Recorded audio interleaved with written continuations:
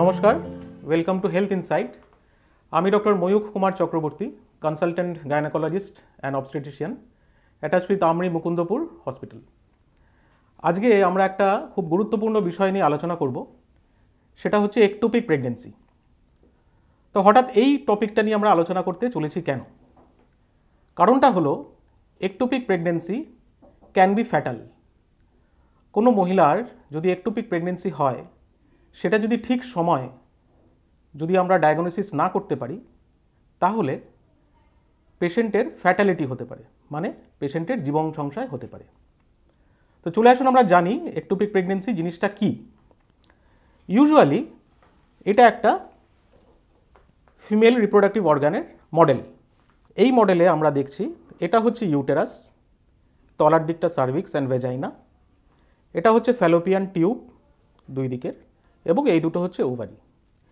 Usually normal প্রেগনেন্সিতে যেটা হয়, সেটা ওভারি থেকে এগ বেরিয়ে ফ্যালোপিয়ান টিউবের মাধ্যমে এসে এখান দিয়ে স্পার্ম গিয়ে এখানে ফার্টিলাইজেশন হয়। ফার্টিলাইজেশন হওয়ার পর এমব্রায়োটা ইউটেরাসের মধ্যে চলে এসে ইউটেরাসের দেওয়ালে ইমপ্লান্টেড হয়। এটা নর্মাল প্রসেসে হয়। কিন্তু একটোপিক প্রেগনেন্সিতে অনেক সময় দেখা যায় যে ফার্টিলাইজেশন হয়ে ইমপ্লান্টেশনটা ফ্যালোপিয়ান টিউবের মধ্যে হয়ে গেল। তাহলে এটা একটা টাইপ অফ একটোপিক প্রেগনেন্সি বা মোস্ট কমন টাইপ, যেটা টিউবের মধ্যে হতে পারে, ফ্যালোপিয়ান টিউবে। তার মানে একটোপিক প্রেগনেন্সির মূলত যেটা কথা দাঁড়াচ্ছে বা ডেফিনেশন দাঁড়াচ্ছে, সেটা হচ্ছে ইমপ্লান্টেশন ইউটেরাসের মধ্যে না হয়ে যদি ইউটেরাসের বাইরে কোনো জায়গায় ইমপ্লান্টেশনটা হয়, সেটাকে আমরা একটোপিক প্রেগনেন্সি বলছি। তাহলে সব থেকে কমন হচ্ছে ফ্যালোপিয়ান টিউব, যেটা বললাম আপনাদের। নেক্সট হতে পারে ওভারিতেই ইমপ্লান্টেশন হয়ে গেল, অথবা সার্ভিক্সে ইমপ্লান্টেশন হলো, অথবা পেরিটোনিয়াম ইমপ্লান্টেশন হলো, অথবা অ্যাবডোমেনের অন্য কোনো জায়গায় ইমপ্লান্টেশন হলো। এগুলো সবগুলোই হচ্ছে একটোপিক প্রেগনেন্সি। এবার সমস্যাটা কোথায় দাঁড়ায়? যদি আপনার এমব্রায়োটা এখানে ইমপ্লান্ট হয়, তাহলে দেখুন এই জায়গাটা খুব ছোট। নর্মাল প্রসেসে ইউটেরাসের ভেতরে ইমপ্লান্ট হচ্ছে, ইউটেরাসের জায়গা অনেকটা বেশি। কিন্তু এখানে যদি ইমপ্লান্ট হয়, তাহলে জায়গা অনেকটা কম। এবারে এখানে যদি সেই ভ্রূণটা বাড়তে থাকে, তাহলে অটোমেটিক্যালি এই টিউবটা বার্স্ট করে যেতে পারে। সেই জন্যই আমাদের খুব তাড়াতাড়ি একটোপিক প্রেগনেন্সি ডায়াগনোসিস করা উচিত। তাহলে আমরা আসি যে একটোপিক প্রেগনেন্সি কীরকম, কজনের হতে পারে। গাইডলাইন্স বলছে বা লিটারেচার বলছে একটোপিক প্রেগনেন্সি 1 to 2% পেশেন্টের হতে পারে। মানে 100 জনের যদি প্রেগনেন্সি হয়, তার মধ্যে 1 to 2% মহিলার একটোপিক প্রেগনেন্সি হতে পারে। কাদের একটোপিক প্রেগনেন্সি বেশি হতে পারে? প্রথম হচ্ছে যাদের আগে একটোপিক প্রেগনেন্সি হয়েছে, অথবা যাদের পেলভিক ইনফ্লামেটরি ডিজিজ রয়েছে, মানে ইউটেরাস বা ইউটেরাসের সংলগ্ন যেসব অর্গানগুলো রয়েছে তার মধ্যে সংক্রমণ রয়েছে, অথবা টিউবে আগে কোনো সার্জারি হয়েছে, অথবা এআরটি হয়েছে, মানে আর্টিফিশিয়াল রিপ্রোডাক্টিভ টেকনোলজি, মানে আইভিএফ প্রেগনেন্সি অথবা আইইউআই প্রেগনেন্সি হয়েছে। এই ক্ষেত্রে দেখা যায় যে একটোপিক প্রেগনেন্সি হওয়ার চান্সটা বেড়ে যায়। আরেকটা খুব কমন জিনিস অনেকেই যেটা করে থাকেন, সেটা হচ্ছে আই পিল ইউজ করেন।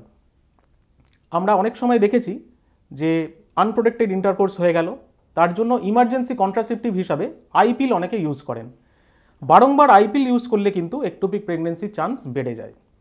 তাহলে এই কটা কারণ কিন্তু মাথায় রাখতে হবে যে কোন কোন ক্ষেত্রে আমাদের একটোপিক প্রেগনেন্সির চান্সটা বেড়ে যায়। এবার আমরা আসি যে একটোপিক প্রেগনেন্সি হলে আমরা ডায়াগনোসিস করব কীভাবে। ডায়াগনোসিস করাটা খুব ইম্পর্টেন্ট, কারণ আমি আগেই বলেছি যে ectopic pregnancy can be fatal. Fatality rate ectopic প্রেগনেন্সিতে খুব হাই। তাহলে ডায়াগনোসিস করতে গেলে পেশেন্টের সিমটমস কিন্তু নর্মাল প্রেগনেন্সির মতনই থাকবে। পেশেন্টের মাসিক হবে না, কিন্তু তার সাথে দু একটা সিমটম খুব অ্যালার্মিং থাকে। যেমন পেশেন্টের ব্লিডিং হতে পারে, ভ্যাজাইনা দিয়ে পেশেন্টের ব্লিডিং হতে পারে, অথবা পেশেন্টের ক্র্যাম্পস হতে পারে, অ্যাবডোমিনাল পেইন হতে পারে। কোনো পেশেন্ট যদি আমাদের কাছে আসে উইথ মিসড পিরিয়ডস, মানে তার মাসিক হয়নি, 1-2 মাস হয়তো মাসিক হয়নি, তার সাথে তার ব্লিডিং হচ্ছে এবং তার সাথে অ্যাবডোমিনাল ক্র্যাম্পস রয়েছে, তখনই কিন্তু আমাদের সতর্ক হয়ে যেতে হবে যে এই পেশেন্টের কিন্তু একটোপিক প্রেগনেন্সি হতে পারে। আমাদের যখন আমরা ছাত্রাবস্থায় পড়াশোনা করেছি, আমাদের সবসময় বলা হতো ইউ শুড বি একটোপিক মাইন্ডেড। কথাটা এই কারণেই বলা হতো যে ক্লিনিক্যাল ডায়াগনোসিসটা যেন আমাদের কখনোই মিস না হয়ে যায়। নেক্সট হচ্ছে আমরা কী কী পরীক্ষা করে একটোপিক প্রেগনেন্সি কারোর হয়েছে সেটা বুঝতে পারবো। ফার্স্ট হচ্ছে ট্রান্সভ্যাজাইনাল সোনোগ্রাফি। আমরা একটা সোনোগ্রাফির মাধ্যমে বুঝতে পারবো যে তার ভ্রূণটা ইউটেরাসের মধ্যে রয়েছে না ইউটেরাসের বাইরে রয়েছে। যদি বাইরে থাকে তাহলে আমরা সঙ্গে সঙ্গে বুঝে যাচ্ছি যে এটা একটা একটোপিক প্রেগনেন্সি হতে পারে। আরেকটা ব্লাড টেস্ট আমরা করি, সেটা হচ্ছে বিটা এইচসিজি। বিটা এইচসিজি করেও আমরা বুঝতে পারি যে বিটা এইচসিজির তারতম্য কতটা হচ্ছে এবং বিটা এইচসিজির কী লেভেল রয়েছে, সেই দেখে আমরা বুঝতে পারি যে এই প্রেগনেন্সিটা একটোপিক না প্রেগনেন্সিটা ইন্ট্রাইউটেরাইন। নেক্সট আসি যে আমরা প্রেগনেন্সি যদি একটোপিক হয়ে থাকে তাহলে তার ম্যানেজমেন্ট কিভাবে করব, তাহলে সেই মহিলার চিকিৎসা কিভাবে হবে। চিকিৎসা মূলত দুরকম, একটা হচ্ছে মেডিকেল ম্যানেজমেন্ট আর একটা হচ্ছে সার্জিক্যাল ম্যানেজমেন্ট। কিন্তু প্রথমে জানতে হবে যে পেশেন্টটি ক্লিনিক্যালি স্টেবল আছে কিনা। ক্লিনিক্যালি স্টেবল মানে পেশেন্টের পালস, বিপি, পেশেন্টের কোনো ফেন্টিং অ্যাটাক হয়েছে কিনা বা পেশেন্ট শকে আছে কিনা। যদি এইগুলো থাকে তাহলে কিন্তু এর চিকিৎসা সার্জারি, ল্যাপারোটমি মানে পেট কেটে অপারেশন যেখানে টিউবটা বাদ দেওয়া হয়, যেটাকে সালপিংজেক্টমি বলে, অথবা ল্যাপারোস্কোপির মাধ্যমেও করা যেতে পারে।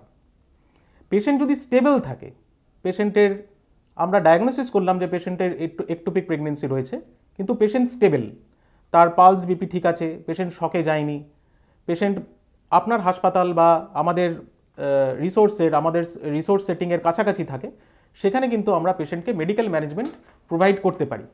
ডিপেন্ড করে আমাদের বিটা এইচসিজি লেভেলটা কত তার উপর, সেটা দেখে নিয়ে আমরা মেডিকেল ম্যানেজমেন্ট প্রোভাইড করতে পারি। মেডিকেল ম্যানেজমেন্টের সুবিধাটা যেটা হচ্ছে যে আমার অপারেশন লাগছে না এবং একটা কি দুটো ইনজেকশনের মাধ্যমে আমরা কিন্তু একটোপিক প্রেগনেন্সিটা কন্ট্রোল বা ম্যানেজ করতে পারি। সেক্ষেত্রে আমাদের 2-1 বার বিটা এইচসিজিটা করে দেখতে হবে যে ইনজেকশনের পরে বিটা এইচসিজিটা কমছে কি কমছে না। তো মূলত এটাই একটোপিক প্রেগনেন্সির আমরা যেটা জানলাম সেটা হচ্ছে ইনসিডেন্স কত, কীরকমভাবে একটোপিক প্রেগনেন্সি প্রেজেন্ট হতে পারে, একটোপিক প্রেগনেন্সি হলে কি হতে পারে এবং একটোপিক প্রেগনেন্সি হলে তার ম্যানেজমেন্ট কিভাবে হতে পারে। একটা জিনিস খুব ইম্পর্টেন্ট এটা মনে রাখার, যে আপনার যদি মনে হয় যে একটোপিক প্রেগনেন্সি হয়েছে অথবা আপনার যদি ডায়াগনোসিস হয়ে যায় যে আপনার একটোপিক প্রেগনেন্সি হয়েছে, তাহলে একদম সময় নষ্ট করবেন না। একটোপিক প্রেগনেন্সি ডায়াগনোসিস হলেই সঙ্গে সঙ্গে আপনার যে ডাক্তারবাবু আছেন বা নিয়ারেস্ট হসপিটালে কিন্তু আপনি গিয়ে সঙ্গে সঙ্গে দেখাবেন। কারণ একটোপিক প্রেগনেন্সির ক্ষেত্রে সময়টা কিন্তু খুব ইম্পর্টেন্ট। আপনার একটোপিক প্রেগনেন্সি হলো, আপনি যাব করে গেলেন না, টিউবটা বার্স্ট করে গেল, তখন কিন্তু একটা কেলেঙ্কারি কাণ্ড হতে পারে। কারণ এই রোগটা ফ্যাটাল রোগ।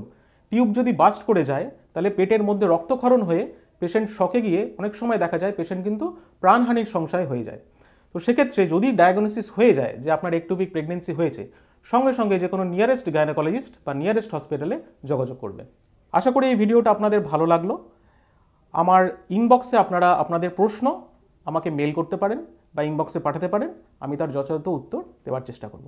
ধন্যবাদ, নমস্কার।